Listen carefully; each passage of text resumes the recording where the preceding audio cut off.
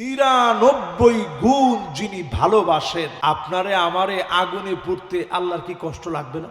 নিজে নিজের কুদরতি কদমটা জাহান্নামের ভিতরে দিয়ে দিবেন, জাহান্নাম কত কত করে আওয়াজ করবে। দাগি দাগি অনেক আসামিকে আল্লাহ সেদিন মাফ করে দিবেন, দাগি দাগি আসামিকে সেদিন আল্লাহ ক্ষমা করে দিবেন। অসংখ্য গোলামরা সেদিন মাফ পেয়ে যাবে। আমার আল্লাহর দয়া এত হবে, মায়া এত হবে, বান্দাদেরকে ডেকে বলবেন, গোলাম এই গুনাহ কি তুই করিস নাই? সেই দিন বান্দা বলবে, আল্লাহ এই গুনাহ নিশ্চিত আমি করেছি, শুধুমাত্র আপনার দয়ার কারণে জান্নাত পেয়েছি। একজন মানুষের ব্যতিক্রম হবে না। আমি আপনি শেষ জামানার মানুষ, এত পরিমাণ মিউজিক আমরা কান দিয়ে শুনি। আল্লাহ যদি নিয়ম করে দিতেন এই পরিমাণ মিউজিক শুনলে তোর কানটা বধির হয়ে যাবে, আমার মনে হয় ঘরে ঘরে সব লোকগুলা বধির হয়ে যেতাম, কান দিয়ে কিছু শুনতাম না। আল্লাহ যদি নিয়ম করে দিতেন, গোলাম এই পরিমাণ খারাপ ভিডিও দেখলে তোর চোখ দুইটা অন্ধ হয়ে যাবে, আমার মনে হয় আমরা সবাই অন্ধ হয়ে যেতাম। আল্লাহ যদি বলতেন এই পরিমাণ মিথ্যা বললে তোর জবান বোবা হয়ে যাবে, আমার মনে হয় সবাই আমরা বোবা হয়ে যেতাম। যিনি দয়া করে মায়া করে মাফ করে দেন তিনি কে? 4 নাম্বারটা শেষ, এবার চলেন 5 নাম্বারটা। যে তাড়াহুড়া নাই তো, 5 নাম্বারটা শুনে। 5 নাম্বার আমার ভাইয়েরা, আয়াতে কারিমার শিক্ষা হলো যখনই বিপদে পড়ে যাবেন, মুসিবতে পড়ে যাবেন, ইয়াকুব আলাইহিস সালাম নিজেকে সারেন্ডার করলেন আর বললেন, ওয়া আ'লামু মিনাল্লাহি মা লা তা'লামুন।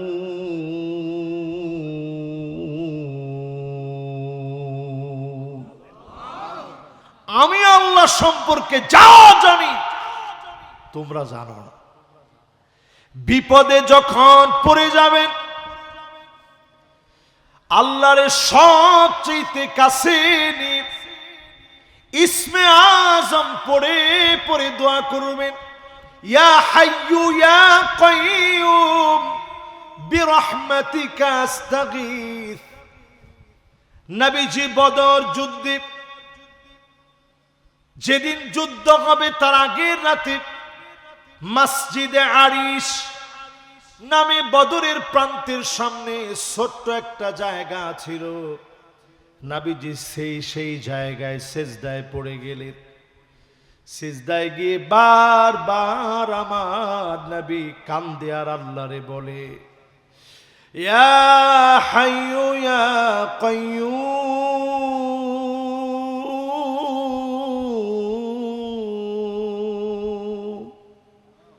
একটু ডাক দিয়ে বলেন তো, ইয়া হাইয়ু ইয়া কাইয়ুম,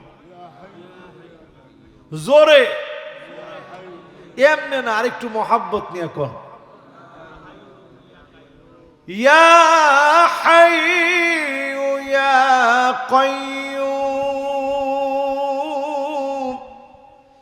হযরত আলী নবীজির এই শব্দগুলা বারবার শুনলেন আর বুঝলেন, আমার নবী বিপদের সময়ে যেই 2টা নাম ধরে ডাকতেছে, এই 2টা নাম ধরে ডাকলে যিনি সাড়া দেন তিনি কে? গণিসা আরো কত কিছু নাম, যত নামই আছে, এই সব নাম একটা নামেও আপনার কোনো কাজে আসবে না। কাজে আসবে যে মালিকের নাম নিলে তিনি কে? তারেক বিন জিয়াদ মুসলিম ইতিহাস বিজেতা রণবীর ছিলেন যিনি। আল্লাহু আকবার। আমি গত বছর মরক্কো গেছি, ওনার বাড়িটার সামনে গিয়া এতিমের মতো আমি কাঁদছি। আল্লাহ, গোটা ইউরোপ আল্লাহর এই গোলামের হাত দিয়ে স্বাধীন হয়ে গেছে। লোক ছিল মাত্র ওনার সাথে 7,000। কত হাজার? আরে 60,000 না মিয়া, কত? 7,000। আমাদের একটা চেয়ারম্যানও ভোট পায় আসছে বেশি। এই 7,000 লোক নিয়ে তারেক বিন জিয়াদ আটলান্টিক মহাসাগরের উত্তাল ঢেউগুলো সব পাড়ি দিয়ে ওই পারে যখন গেছে খ্রিস্টান সাম্রাজ্য, তো 7,000 লোক একটা সাম্রাজ্যের বিরুদ্ধে দাঁড়াইলে তো তিমি মাছের সামনে 50-60 জন মানুষ পড়লে যেরকম হা করে নাস্তার মতো গিলে খেয়ে ফেলতে পারে, এরকম না? কিন্তু ঠিকই তারেক বিন জিয়াদ এক চুল কোনো ভয় পায়নি। তিনি শুধু আল্লাহকে একটা ডাক দিছেন, ইয়া হাইয়ু ইয়া কাইয়ুম লা মালজা ওয়ালা মানজা মিনকা ইল্লা ইলাইক। আল্লাহ, তুমি ছাড়া আজকে আমাদের যাওয়ার আর কোনো জায়গা নাই। জোরে কোন আল্লাহু আকবার। সেই সময়ের খ্রিস্টান যারা সামনে ছিল তারা বলতেছিল, ইন্না রাআইনা কাওমান মাআ তারিক বিন জিয়াদ, আমরা তারিক বিন জিয়াদের সঙ্গে এমন সৈনিকদেরকে দেখেছি, লাউ আরাদু আইয়াখলা আল জাবাল লাখালাউ, তারা যদি পাহাড়কে লক্ষ্য করে বলতো, পাহাড় এই মুহূর্তে ধর, এদেরকে গিলে খেয়ে ফেল, তৎক্ষণাৎ গিলে খেয়ে ফেলতো। এমন তার বক্তব্যের পার ছিল। জোরে কোন আল্লাহু আকবার। বিজয় এমনি আসে নাই, বিজয় এমনি আসে নাই। মাত্র 7,000 সৈন্যবাহিনী নিয়ে আজকের স্পেন, আজকের পর্তুগাল, এই সব আমরা শাসন করেছি 1492 সাল পর্যন্ত। 750 বছরের উপরে আমরা মুসলমানরা শাসন করেছি। জোরে কোন আল্লাহু আকবার।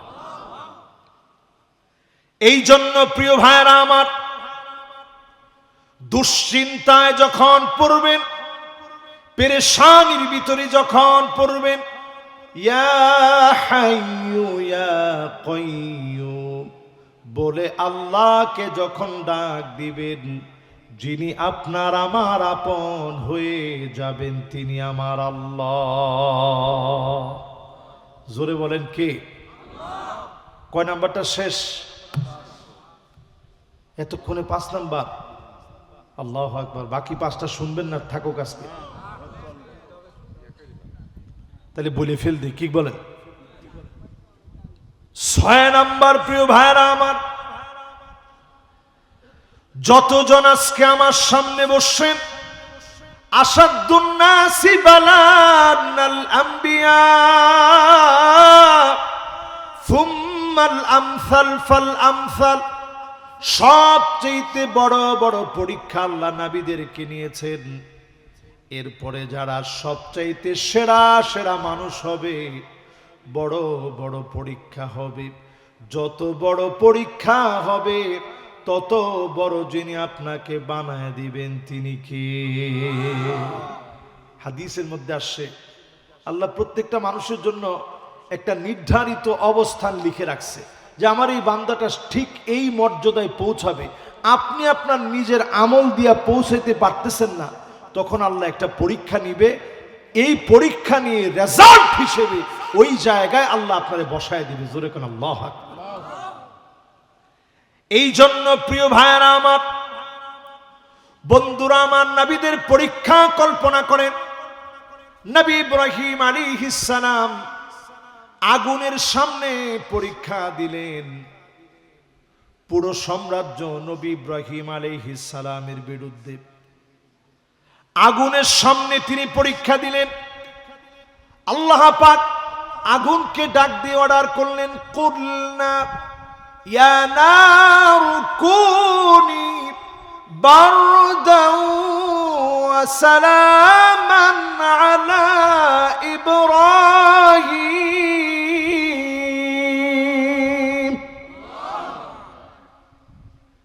আল্লাহ যদি বারদান ওয়া সালামা এই শব্দটা না বলতেন, শুধু বারদান বলতেন, ইব্রাহিম আলাইহিস সালামের পরীক্ষা দেওয়ার সময় ঈমান এত অটল আর মজবুত ছিল, এত অটল ছিল ঈমান, যদি আল্লাহ বারদাউ ওয়া সালামা না বলতেন তাইলে এমন ঠান্ডা হয়ে যেত আগুন, এই আগুন দিয়ে আর ভাত পাক করা যেত না, ঠান্ডা ঠান্ডা হয়ে যেত।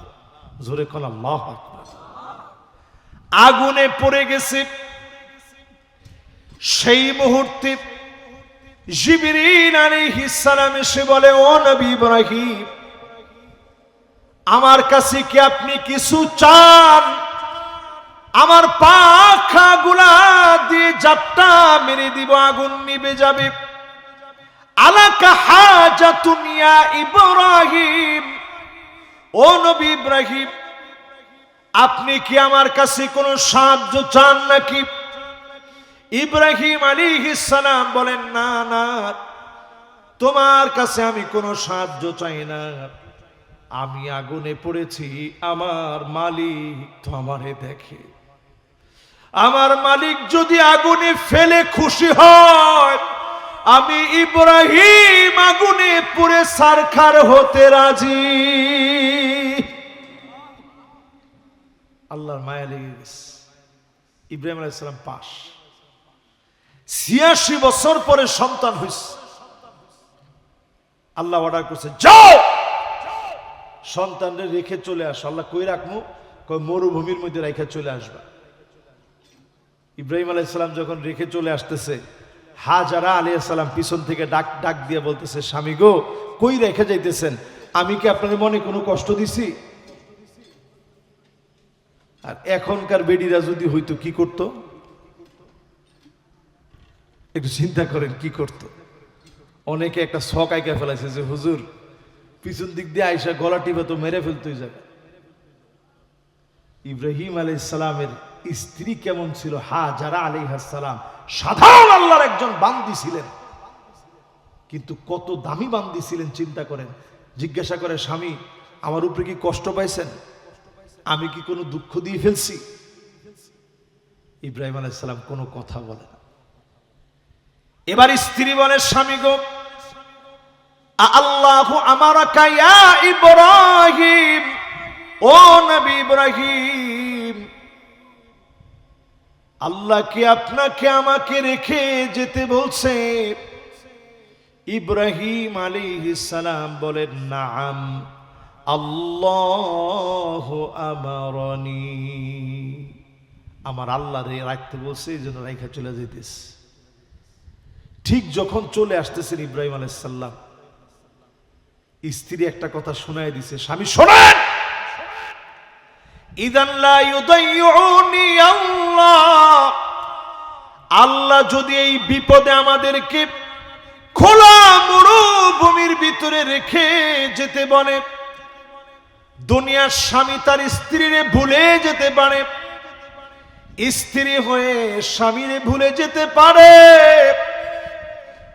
মা হয়ে সন্তানরে ভুলে যেতে পারে, সন্তান হয়ে মা বাপকে ভুলে যেতে পারে, কিন্তু স্বামী গো মনে রাখো, আমার আল্লাহ তো এমন খোলা মরু প্রান্তে তার একজন বান্দি একা একা থাকবে, দুনিয়ার সবাই ভুলে গেল, আমার আল্লাহ ভুলে যাবে না।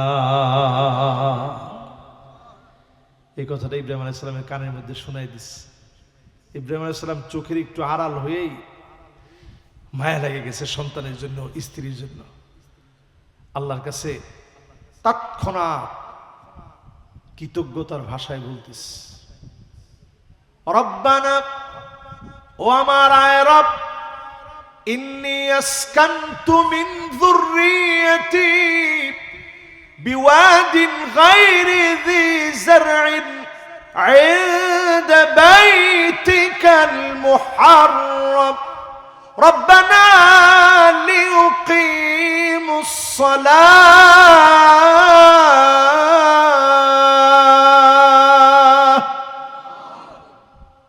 আয় আল্লাহ, আমার কলিজার টুকরা সন্তানটারে রেখে চলে আসছে।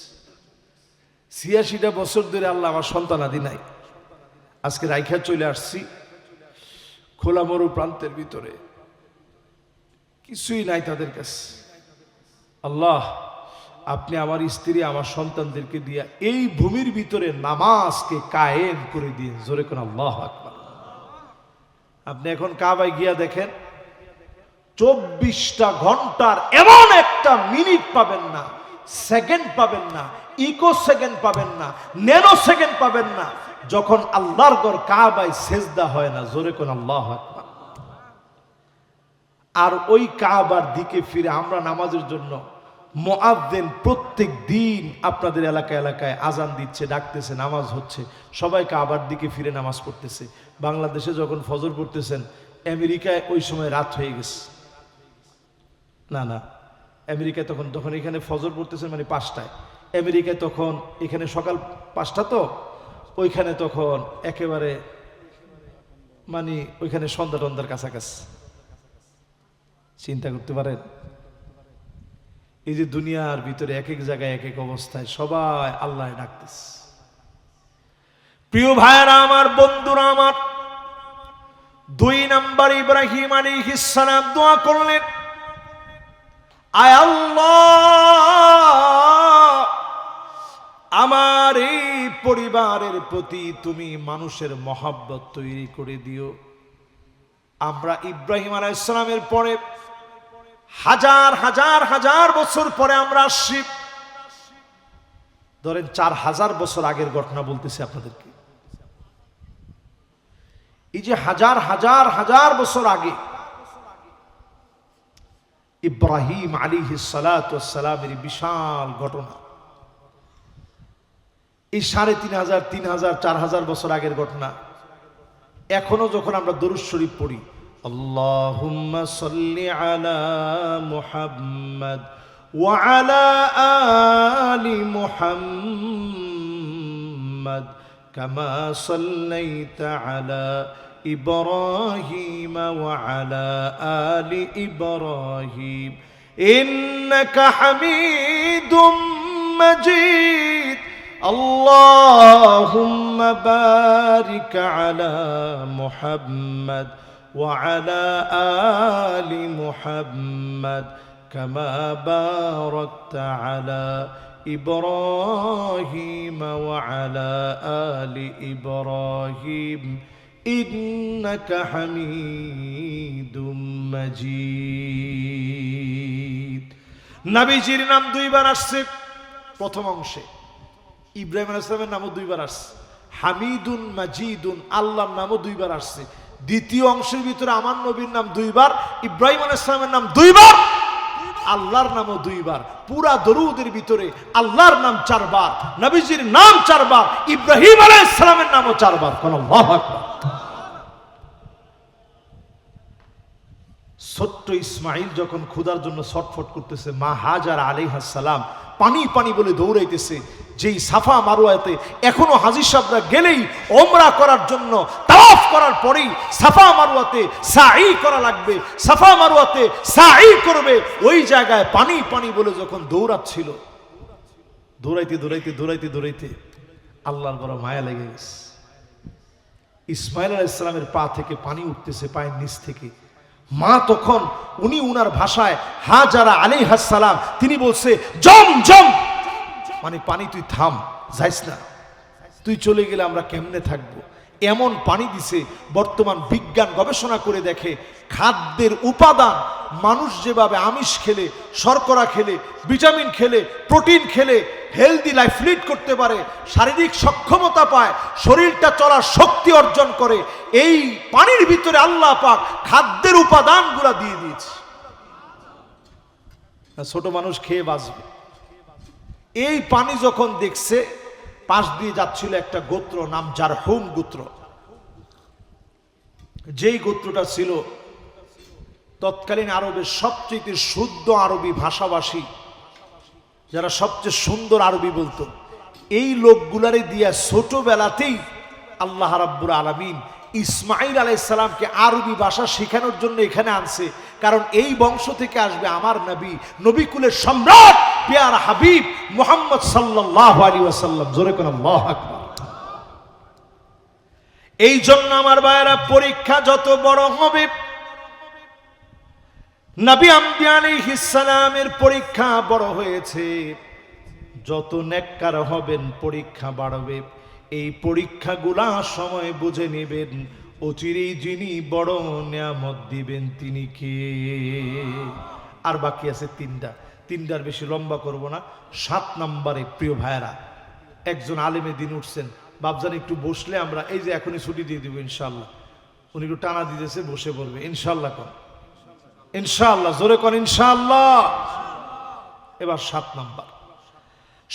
নম্বরে প্রিয় ভাইয়েরা আমার, বন্ধুরা আমার, যারা বসছেন আজকে থেকে মনের ভিতরে নিয়ে নেন, আপনার আমার দুনিয়ার জীবনের পরীক্ষা বড় ছোট পরীক্ষা, সবচেয়ে বড় পরীক্ষা হবে কবরের জীবনের পরীক্ষা। ঠিক নেই না? কেউ তো ঠিক কইলেন না, ঠিক নেই?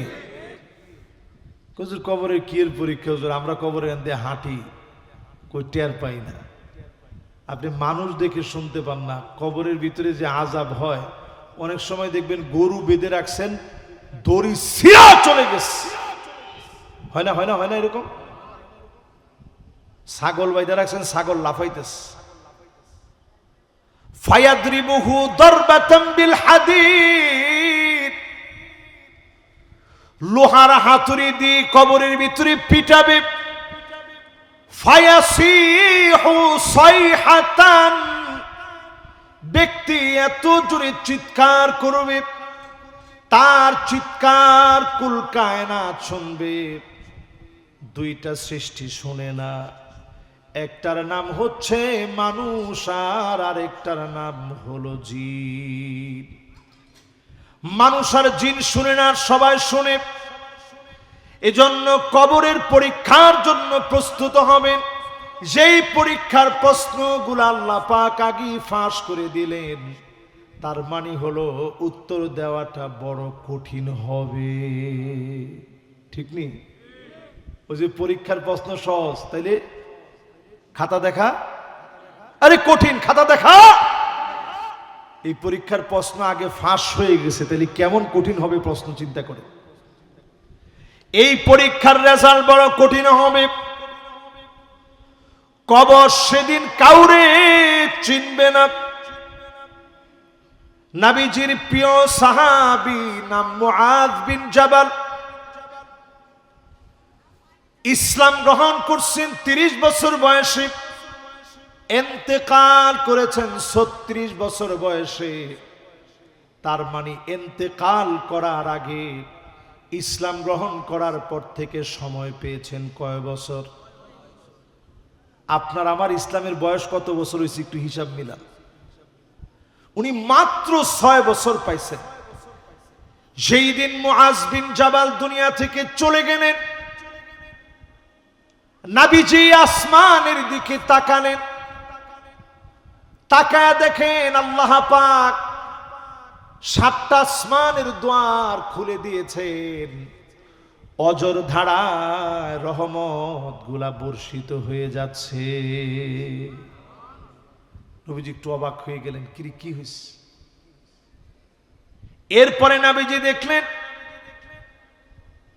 আরশে আজিমের ভিতরে একটা ধাক্কা লেগে গেছে।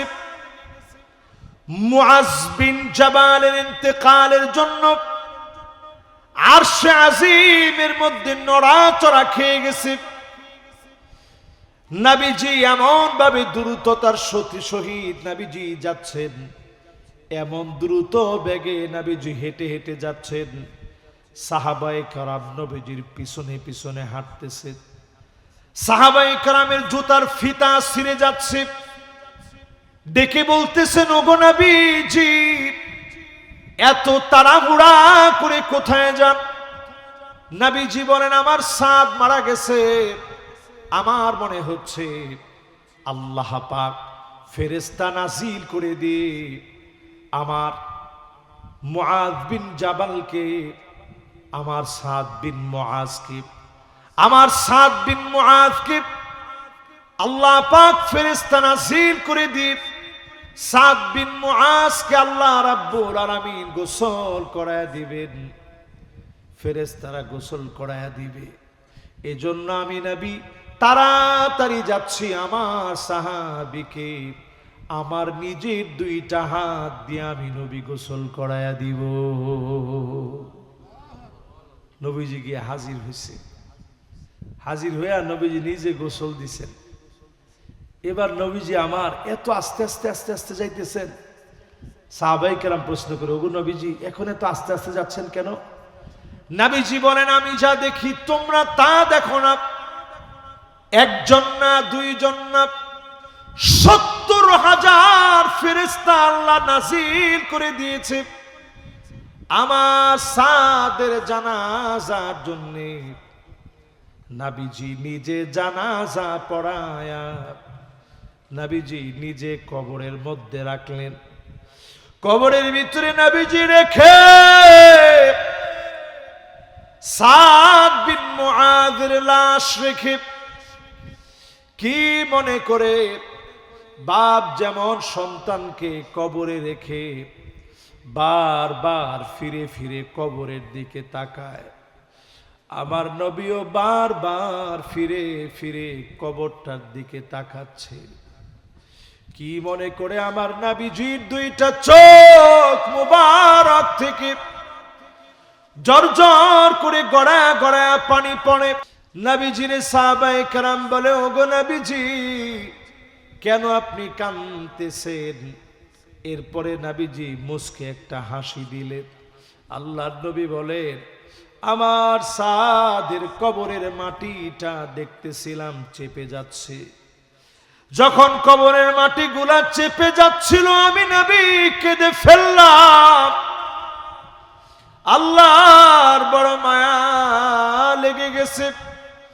সাদের কবরটা আল্লাহ রাব্বুল আলামিন আবার বড় বানায়া দিয়েছে। যারা আমার সামনে বসছেন, কবরের পরীক্ষা বড় পরীক্ষা, এই জন্য শিক্ষা নেন। এই কবরে ঘুমাইতেই হবে, পরীক্ষা দেওয়া লাগবে। এবার ৮ নাম্বার, না কয় নাম্বার?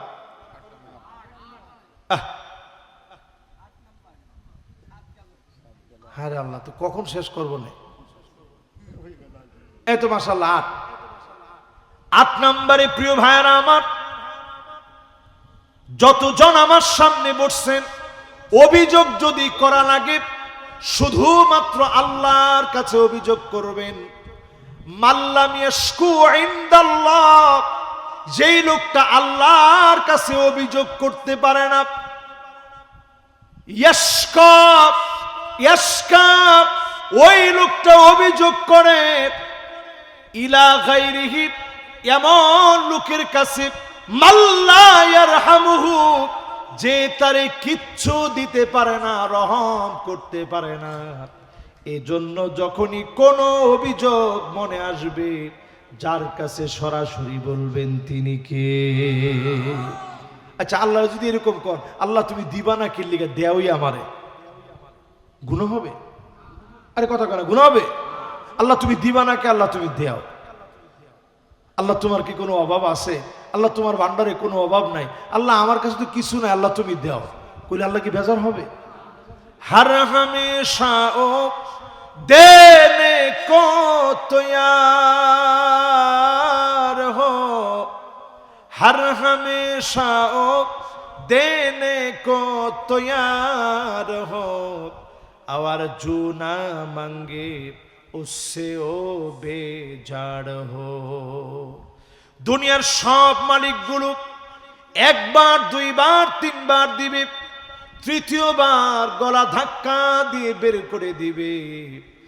আর আমার আল্লাহ এমন এমন এমন হাজার লক্ষ কোটি বারানা, যতবার চাবেন আমার আল্লাহ খুশি হবে, না চাইলে যিনি বেজার হবেন তিনি কে?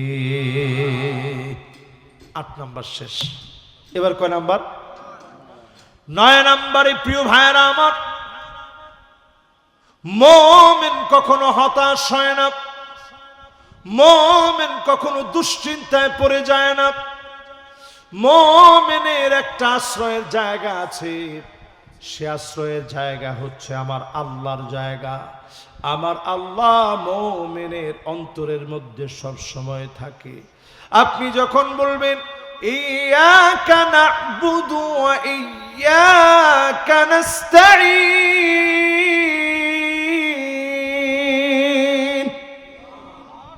কন্নি তখন আল্লাহ কি কয় জানেন?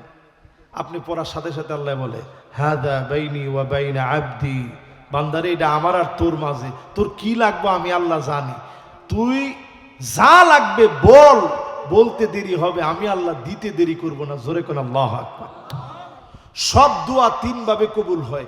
একটা কবুল হয় তৎক্ষণাৎ, এখন চাইছেন এখন কবুল, নামাজ পড়তে আস্তে আস্তে বলছেন, বাসায় গিয়ে দেখেন কবুল হয়ে গেছে। এরকম দোয়া আছে না আমাদের জীবনে? আরেকটা দোয়া কবুল হয় তাখিরান, আজকে তৎক্ষণাৎ হয় নাই, 1 বছর 2 বছর 3 বছর 4 বছর 10 বছর 20 বছর ইন্তেকালের আগে দোয়া কবুল হয়েছে। এখানে সবাই তো দোয়া করছেন আল্লাহ আপনি একটু হজে নিয়ে করেন না? আল্লাহ মক্কা মদিনা দেখেন, সবাই আমরা দোয়া করি, কিন্তু আল্লাহ পাক হয়তো অনেকের দোয়া তৎক্ষণাৎ কবুল করে নেয়, অনেকেরটা 2 বছর 3 বছর পরে আল্লাহ দেখা। সন্তানাদি হয় না 1 বছর 2 বছর 10 বছর পরে আল্লাহ দেন। সব দোয়াগুলা কবুল হয় তৎক্ষণাৎ, কিছু কবুল হয় পরে, কিছু কবুল হয়, আর কিছু দোয়া জমিনের ভিতরে কবুল হয় নাই, আখিরাতের জন্য আল্লাহ পাক নিয়ামত বানায় রেখে দিয়েছে।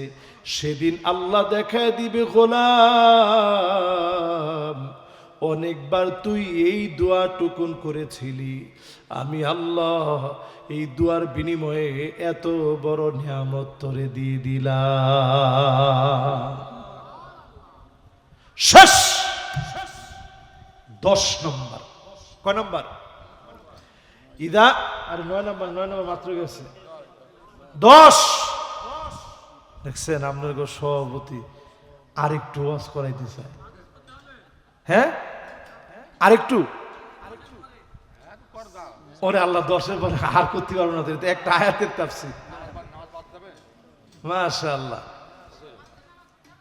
ফজর নামাজ পড়তে হবে, মাশাআল্লাহ, লিল্লাহে তাকবীর। কি করতে হবে কোন? জোরে কোন, কি করতে হবে? এই পুরো মজা দিয়ে ওয়াজ শুনলেন, যাবার কালে যদি জিজ্ঞাসা করি এশার নামাজটা পড়িয়েছেন? আমি কিন্তু আলহামদুলিল্লাহ খাবার খাইছি, নামাজ পড়েছি, সব করি, ওযু করে এরপরে আবার আইসেছি। সাথে যুবকদেরকে দিয়া দেখলাম মিসওয়াক গাড়ির মধ্যে একটু পুরান হয়ে গেছে, এরকম ডাল আছে আপনাদের এলাকায়? হ্যাঁ মাশাআল্লাহ, নিমের ডাল আপনার বাড়ি থেকে আনিয়েছি। এই যে নিমের ডাল না দিছে তো, কয়টা ডালটা শুদ্ধ নিয়ে আসছে, মাশাআল্লাহ। এই যে নিমের ডাল আপনাদেরকে দেখাইলাম, কেন দেখাইলাম জানেন? এটা একটা যুদ্ধের হাতিয়ার। তাবুকের যুদ্ধে 1000 কিলোমিটার মুসলমানরা সাহাবাই কেরাম নবীজির সঙ্গে গেছেন, ক্ষুধার যন্ত্রণায় আর পানির পিপাসায় এক একজনের কলিজা ফেটে যাচ্ছে। তো নবীজি বলছেন গাছের ডাল ছিঁড়ো আর মিসওয়াক করো। আরবের লোকেরা দেখবেন নামাজ, কেউ গেছেন উমরায় গেছেন, কেউ মাশাআল্লাহ লিল্লাহে তাকবীর, এই যে উনি বিষয়টা দেখছে, দেখবেন নামাজ শুরু করার আগে এরকম করে না, পকেট থেকে বার করে এই যে একটু, সওয়াব বহুগুণ বেড়ে গেছে নামাজের। জোরে কোন আল্লাহু আকবার। এই মিসওয়াকটা নবীজি করলেন, বললেন যে মিসওয়াকটা করো। তো সাহাবায়ে কেরাম সবাই গাছের ডাল ভাঙলেন আর অমনি জাইতুনের ডাল ভাঙলেন আর খালি মিসওয়াক করা শুরু করলেন। যেই মিসওয়াকটা সবসময় করবেন, এই 3 আঙ্গুল থাকবে এখানে, দেখেন 3 আঙ্গুল এদিকে, এই আঙ্গুল এদিকে, এই আঙ্গুল এদিকে। মিসওয়াকটা খুব সুন্দর নিয়ম রাসূল শিখিয়ে গেছেন, এই দেখছেন। এই 3 আঙ্গুল বাইরে, এই আঙ্গুল এইদিকে, এই আঙ্গুল এইভাবে এইভাবে সোজা করে মিসওয়াক করবেন। তো নবীজি যখন মিসওয়াকটা করা শুরু করতে বললেন, মিসওয়াক শুরু হয়েছে, ওই সময়ের রোমকরা ছিল সবচেয়ে সুপার পাওয়ার। আমেরিকা যেরকম এখন একটু পাওয়ার দেখায়, এর চেয়ে শক্তিশালী পাওয়ারফুল ছিল তারা।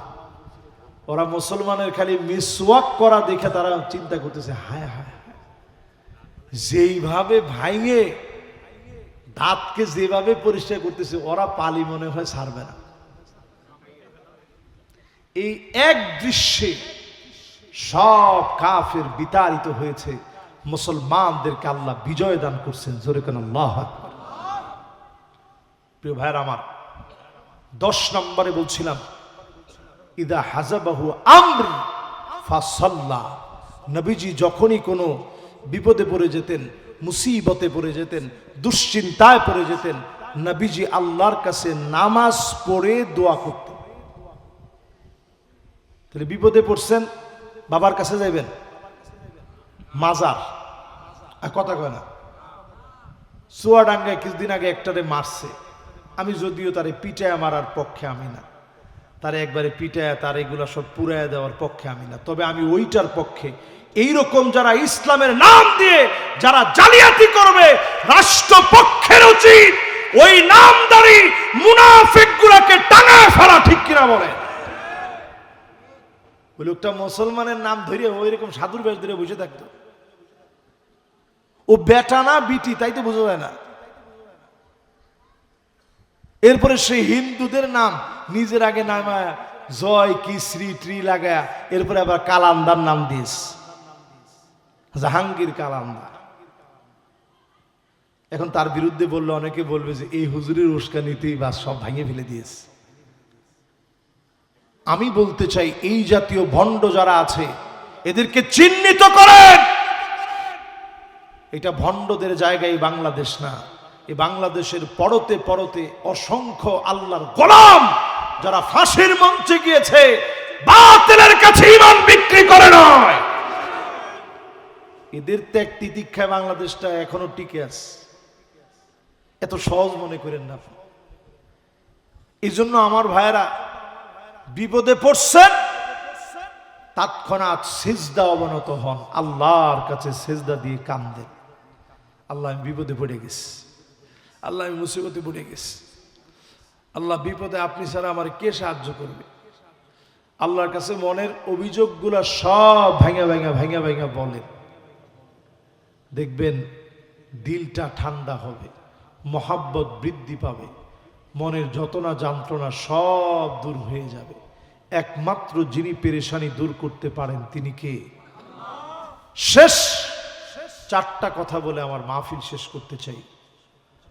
মান আরাদা সাহিবাহু ফাল্লাহু ইয়াকফি। যদি আল্লাহরে বন্ধু বানান, সবচাইতে বড় বন্ধু আপনার বন্ধু হয়ে গেল। সারা দুনিয়া মিলে যদি শত্রুতা করে, ভয় পাবেন না, যিনি আপনার বন্ধু তিনি কে? ওয়ামান আরাদা মুনিসান ফাল কুরআন ইয়াকফি। 2 নাম্বার কথা আমার ভাইরা, হযরত আলী নসিহত বারবার করতেন, যদি কেউ নিঃসঙ্গতা দূর করতে চাও, একাকিত্ব দূর করতে চাও, মনের যন্ত্রণা যাতনা যদি দূর করতে চাও, ফাল কোরআন ইয়াকফি। কোরআন পড়েন, কোরআন পড়লে যিনি যন্ত্রণা দূর করে দিবেন তিনি কে? আমার 3 নাম্বার কথা, ওয়ামান আরাদা গিনান ফাল কিনাতু তাকফি। আপনি যদি অল্পে নিজেরে তুষ্ট বানায় নিতে পারেন, যিনি আপনাকে অল্পে খুশি হয়ে যাওয়ার কারণে যিনি আপনাকে ধনী বানায় দিবেন তিনি কে? এবার আমার 4 নাম্বার কথা, ওয়ামান আরাদাল ওয়াদ ফালমাউতু ইয়াকফি, আপনি যদি মনে করেন ওয়াজ শুনবেন, মৃত্যু থেকে শিক্ষা নেন, জানাজার নামাজ থেকে শিক্ষা নিয়ে নেন। এজন্য নবীজি জানাজা নামাজে সাহাবায়ে কেরাম যখন আসতেন, নবীজি ডাক দিয়া বলতেন, সল্লু ক্বাবলা আন তুসাল্লা আলাইক, নামাজ পড়ো, নামাজ পড়ো, একদিন তোমার উপরে নামাজ দাঁড়ায় যাবে, একদিন তোমার উপরে জানাজার নামাজ দাঁড়ায় যাবে।